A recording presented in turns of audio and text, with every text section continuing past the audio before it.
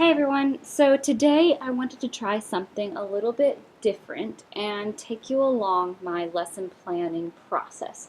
I always love when teachers talk about how they lesson plan and how they put things together and take them apart, so I thought it would be interesting to kind of walk you through my process and think out loud as I plan for second grade today. I am on a 6-day rotation and my classes started after Labor Day. So even though a lot of teachers are well into the year, I am just now seeing my students for the second time. I know that this week I want to practice ta and toddy, and I know that I want to practice so me la. I think that for this week I'm just going to start off with so and me and then add la probably next class. So here we go.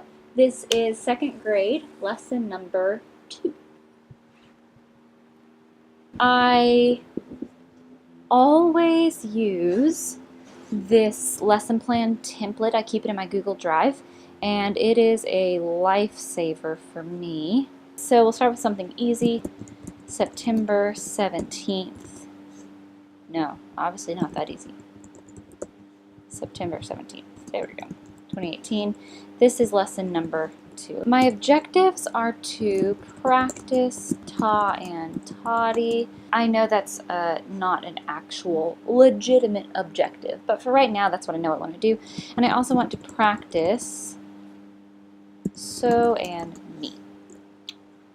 Okay, I'm skipping all of the first page for now. I'd like to come back and do that at the very end. So at the very beginning, we'll do a warm-up, and my class starts at 1:05. So students, I pretty much have the same warm-up routine every single class, and I have another video about that. I don't know when I did it, several weeks ago, but you can just scroll back and find it. So students will enter, keeping a steady beat.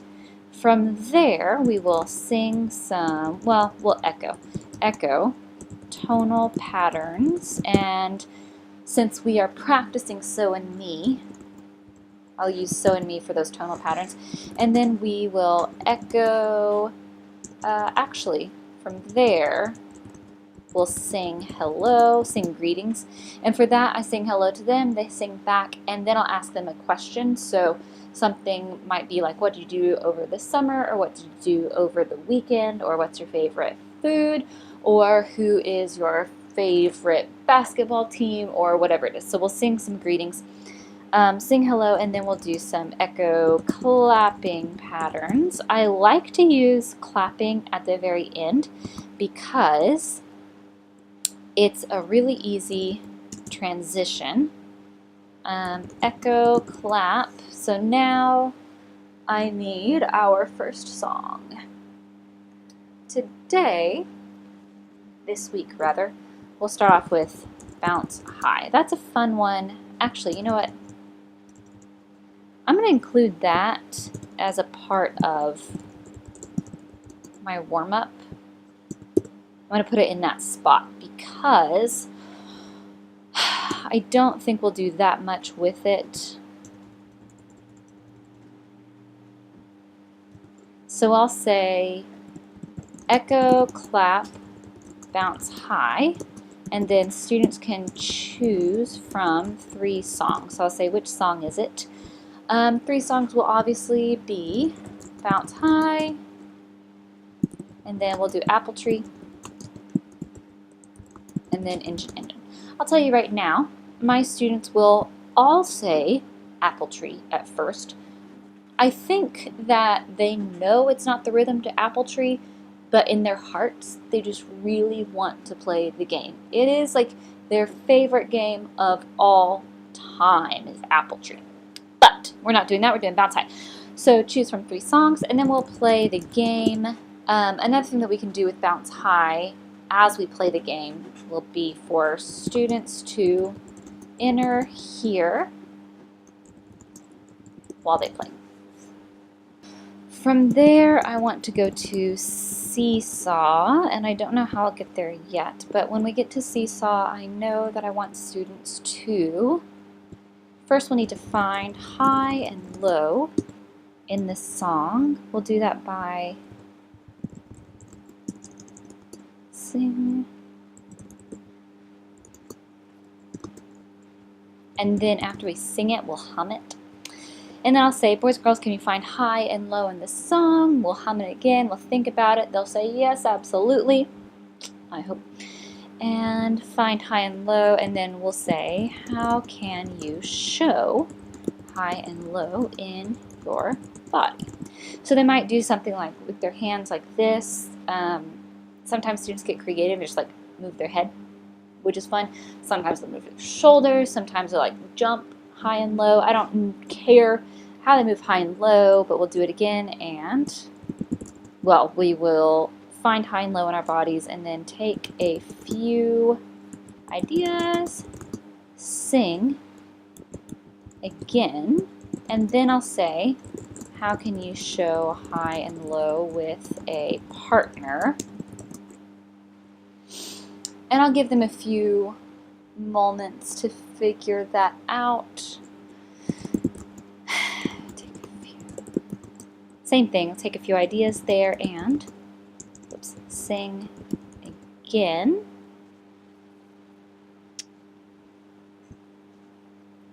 Warm up will take maybe 4 minutes, and then bounce high will take maybe another 4 minutes. So we'll say meh, that this is starting at, we'll say starting at 1:14, just to give us some time. Show again, and then that will take from 1:14, probably 1:22, because I want to give them a little time for group work. So now I need to move from bounce high to seesaw, and seesaw, the point of that is to practice so and me. Since these are second graders and they have been working with so and me for a really long time, I think it's okay to jump into having the students help. Students help the teacher notate, we'll just say the first 4 beats of the song. So anytime you have notation on the board, it's a really good opportunity to use that visual as your transition into the next activity. So that's what we can do with Seesaw. So the students have helped us, or have helped me, notate the first 4 beats, and then they can help me again change Seesaw to, not Bounce High, where are we going next? Bernie B. Okay. And that I want to practice Ta and Toddy. I don't have an official game for Bernie B, but the way it was taught to me in my student teaching was that students would just kind of move around the room in open space, and then by the time I'm done with the song, they need to be back in their spots. And that's how I played it in my classroom. Since I'm on a cart, I think what I will do is just have students, I think I'll just say that they need to be behind their desk by the time the song is done. Check our answer by singing Seesaw to Bernie B. We'll just say the first 4 beats. Same thing as with Seesaw. On high and low, and then if a student says, oh, the real names for high and low, Mrs. Bowler, are so and me, remember? Then I'll say, oh, great, yes, and then we'll sing it on so and me. But if no one does, I can hang on till next lesson to put those solfege syllables to high and low. And then students move around in open space, be back to desk by the time the song is over. After we sing it through a few times, students can clap instead of sing. And actually, what could be a fun extension for that would be for half the class plays rhythm on rhythm sticks, and other class moves and sings, and then we'll switch. After Bernie B, obviously, we are going to BB Bumblebee, of course.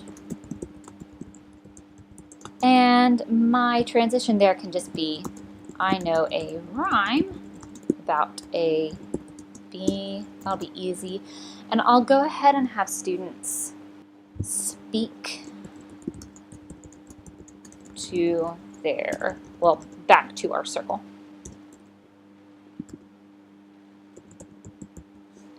So by now, we've done enough practice of ta and toddy that I can bring back the name for one sound and two sounds on a beat. So we'll play the game, and then I think what we'll do is, I haven't had any, no one's been creating anything. We've created movements, but that's it. So I think for now, we can use some rhythm building blocks. And what I'll do here is have cards that have one B or two Bs, and students can help me arrange B, bumble, bumble, B, or bumble, bumble, B, B, B, bumble, B, bumble, whatever it is. We can arrange those together. Rhythm building blocks of B and bumble, so one sound, two sounds, and then students help me arrange cards. And then from there, we'll go ahead and review 1, 2 sounds on a beat. And I expect students to know this right away, like as soon as I say, actually musicians have a special name that we say for one sound on a beat. What is it? I expect them to say ta. And if not, we have a problem, and I know what to work on next class. So review the real name for 1 and 2 sounds on a beat, and then from there, students can break into small groups. I think I'll do like 3 to 5, let's say 3 to 4. And I'll have cutouts of those cards, be rhythm building blocks. And I think what I will do is on these cards, I think I'll have one side that has the iconic notation, so maybe a heartbeat and a picture of a bee on top, or a heartbeat and 2 pictures of bees, or picture of 2 bees rather, on one side, and then the stick notation on the other, so a ta and toddy, or bee icons. And it'll be interesting for me to see which students choose to use the iconic notation and which students choose to use the stick notation. And then students perform for me their creations of these rhythms. And if we have time, it would be good for them to perform for each other, but I don't think we will. 2 will be 1:30, and then this is going to take us a good little chunk of time. I'll say perform the teacher or class if time. And then this will be a assessment, so B building block composition. Since we've been notating, I think we can go ahead and read rhythm to blancos, zapatitos blancos, and that's a rhyme that they don't know.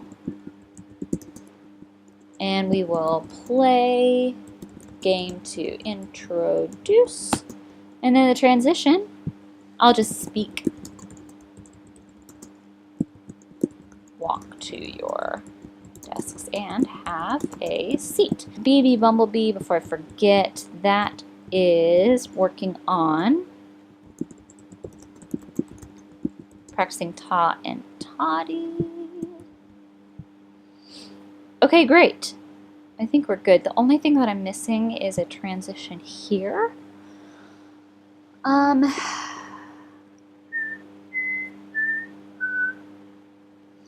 You know what I could do is choose from a list of 4 songs, and I could actually add Seesaw to that. On. Ooh, you know what would be more fun? Instead of me singing, I'll play it on recorder. Everyone loves recorder. Students guess again. But I think I'm in good shape here. So now I can come up here, practice taught and toddy. There's so many things that we're doing with taught and toddy in this lesson, but because look, here we're playing it, we are notating it. Today I'll say that we're going to compose with taught and toddy, and then we are dictating a known song.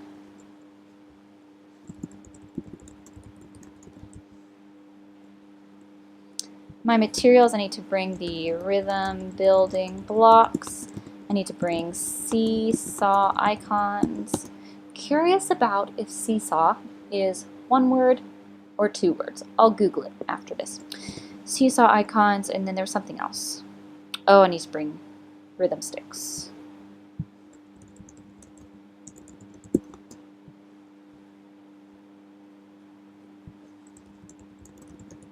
Okay, great. So in this lesson, we are singing, we are playing, so we're playing rhythm sticks, we are reading, we are not improvising, we are composing, audio listening. I'll say that we're I'll say that we're audioing. And then we're not doing anything with form.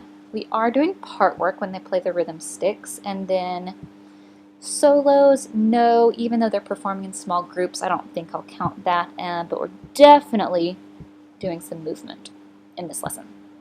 Okay, national standards, generate. We're doing that. I would say that we are organizing and developing. Refine and complete. I don't know about that. I'm going to say no. We're not selecting. We are developing techniques. I will say that we're analyzing.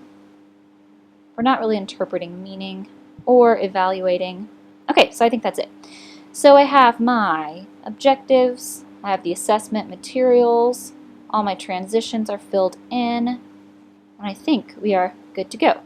Hey, so if you like this video, I would love to hear from you. You can leave me a comment below and I'll look forward to reading it. And if you enjoy this kind of video, then I think I can make some more for weeks to come, because it's fun for me to kind of talk out loud and really intentionally think through my lesson plan. So I hope you have an amazing teaching week, and thank you so much for watching.